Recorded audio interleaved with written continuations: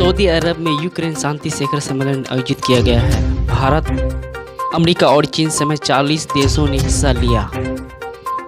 मणिपुर की बीरेन सरकार को लगा झटका। बीजेपी की सहयोगी कुकी पीपल्स अलायंस ने लिया समर्थन वापस। मुंबई ट्रेन गोलीकांड में क्या बोले अकबरुद्दीन ओवैसी। चलती हुई ट्रेन में गोलियां मार दी जा रही हैं। कसूर क्या है? तो कसूर यही है कि चेहरे पे दाढ़ी है, सर पे टोपी है, या वो मुसलमान है, तो उसको घसीटा जा रहा है, गोलियां मारी जा रही हैं। तो आज मुल्क में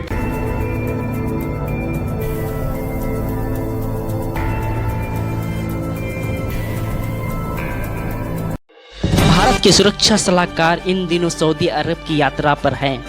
इस दौरान उन्होंने जद्दा में शुरू हुए यूक्रेन शांति सम्मेलन में हिस्सा लिया। 2 दिन तक चलने वाली शिखर सम्मेलन के शुरुआत बिना रूस के शुरू हुआ है।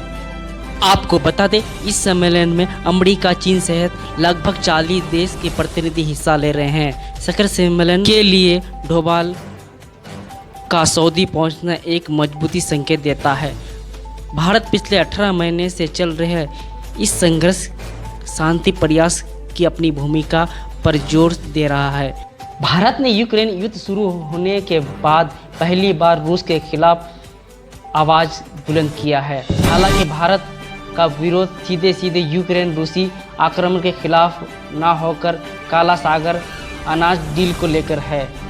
स्थानीय प्रतिनिधियों से कहा कि भारत काला सागर अनाज पहल को जारी रखने के लिए महासचिव के लिए कई प्रयास किए हैं। इस मामले में हाल ही में घटनाक्रमों को शांति और इतने बड़े उद्देश्य से जल्दी हासिल करने की मदद नहीं मिली है। बताना चाहता हूं कि भारत संकट के समय अपने सहयोगियों को सहायता करने के हमेशा आगे रहे हैं। अजीत डोभाल का सऊदी अरब दौरा चीन के खिलाफ राजनीति तैयार करने के लिए प्रतिक्रिया भी हिस्सा है। भारत और अमेरिका खाड़ी देशों चीन के बढ़ते प्रभाव को देखते हुए ये कोशिश जारी है। कोशिश खाड़ी देशों में ट्रेन नेटवर्क जोड़कर अपनी राजनीति मजबूत करना। अरब अमीरात से रेल लाइन बिछाने पर बातचीत भी शुरू कर दी है। वहीं अब सऊदी अरब को इस रेल लाइन में शामिल करने का विचार किया जा रहा है। इजराइल ने पहले ही सऊदी अरब तक रेल नेटवर्क बनाने का ऐलान किया हुआ है। ऐसे में अजीत डोभाल सऊदी अरब को साथ कर भारत के रेल नेटवर्क में भी शामिल करने की कोशिश कर रहे हैं। सम्मेलन में लगभग 40 देशों के राष्ट्रीय सुरक्षा सलाहकार और बड़े अधिकारी हिस्सा ले रहे हैं, लेकिन इसमें रूस हिस्सा नहीं ले रहा है। रूस ने कहा कि वो इस पर नज़र रखा है। रूस के सहयोगी चीन यूक्रेन पर हमले की निंदा नहीं की थी, लेकिन उसने कहा कि ये अपने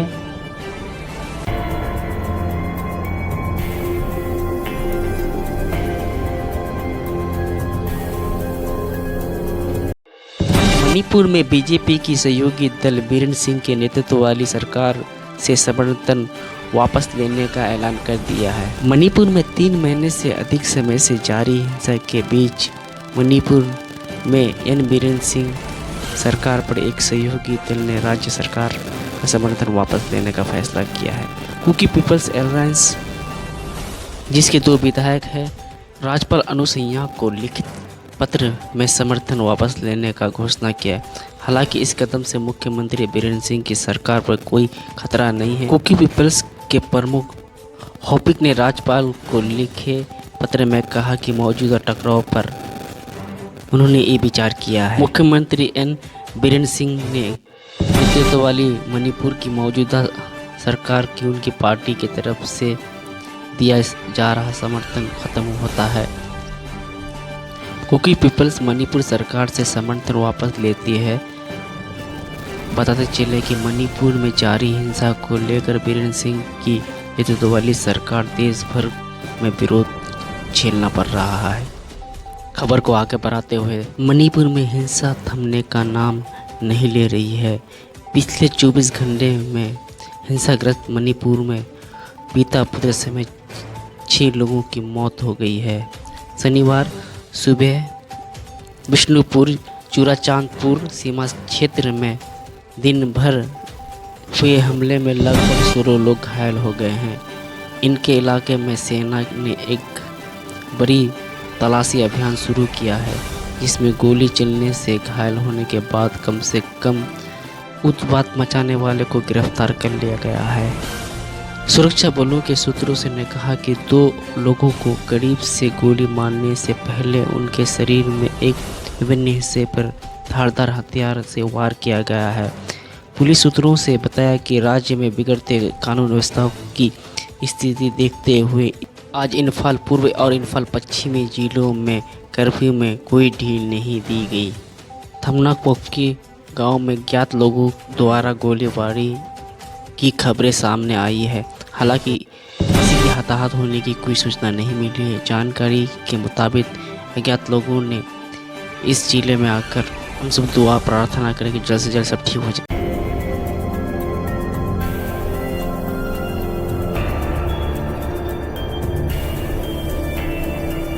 जयपुर मुंबई एक्सप्रेस ट्रेन में गोली चलाने की घटना तेलंगाना विधानसभा में भी गुंजा।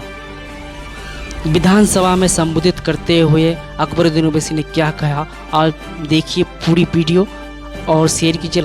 मुख्तलिफ शोबेजात में गैर मामूली तरक्की की है, गैर मामूली कामयाबियां हासिल की हैं, और ऐसी कामयाबियां जिसको दुनिया तस्लीम कर रही है, कबूल कर रही है, और आवाम उसको महसूस भी कर रही है कि ये कामयाबियां और ये तरक्कियां हुई हैं इस रियासत में तेलंगाना के तश्कील के बाद। लेकिन मैं ये जरूर कहना चाहूंगा कि सबसे पहली और सबसे बड़ी जिम्मेदारी अगर किसी हुक्मरान की होती है तो वो ये होती है कि वो अपनी आवाम को इस बात का एहसास दिलाए कि वो उसकी हुक्मरानी में महफूज है, सुकून में है, उसकी अमलाक महफूज हैं, उसकी इज्जत महफूज है, उसका घर महफूज है, उसकी माँ और बहन की इस्मत व आबरू महफूज है। और मैं ये कहूँगा कि सारी कामयाबियों में सबसे बड़ी अगर रियासत तेलंगाना की और के चंद्रशेखर राव साहब की अगर कोई कामयाबी है तो वो ये कामयाबी है कि आज रियासत तेलंगाना में चाहे हिंदू हो या मुसलमान हो, सिख हो या ईसाई हो, कोई भी मजहब का मानने वाला हो, या फिर वो भी जो गॉड को, अल्लाह को या भगवान को नहीं मानता हो, तो वो भी अपने आप को इस रियासत में महफूज तस्वुर करता है और अपने इज्जत को महफूज समझता है, अपने घर को महफूज समझता है, अपनी मां बहन की इस्मत व आबरू को महफूज समझता है। यह बात मैं इसलिए कह रहा हूं क्योंकि आज हम देख रहे हैं कि हिंदुस्तान को किस तरफ बाज लोग लेकर जा रहे हैं। एक हुक्मरान की जिम्मेदारी होती है कि वो मुल्क व रियासत की तरक्की की फिक्र करे। एक हुक्मरान की जिम्मेदारी होती है कि वो ये कोशिश करे कि बेरोजगारी को दूर करें, बेघर को घर दें, बीमार को इलाज का इंतजाम करवाएं, परेशान हाल की परेशानी को दूर करें। लेकिन अफसोस होता है जब हम देखते हैं और अपनी नजर को जब दौड़ाते हैं हमारे मुल्क की तरफ, तो आज मुल्क के हर हिस्से में आज अगर कोई चीज अगर आगे बढ़ाई जा रही है या प्रमोट किया जा रहा है तो वो क्या है कि बस हिंदू मुसलमान को एक दूसरे के बीच में दीवारों को उठाया जाए और नफरत की बीज को बोया जा रहा है। और आज हम देख रहे हैं कि क्या हाल है मुल्क में, आज क्या हाल है, चलती हुई ट्रेन में गोलियां मार दी जा रही हैं। कसूर क्या है?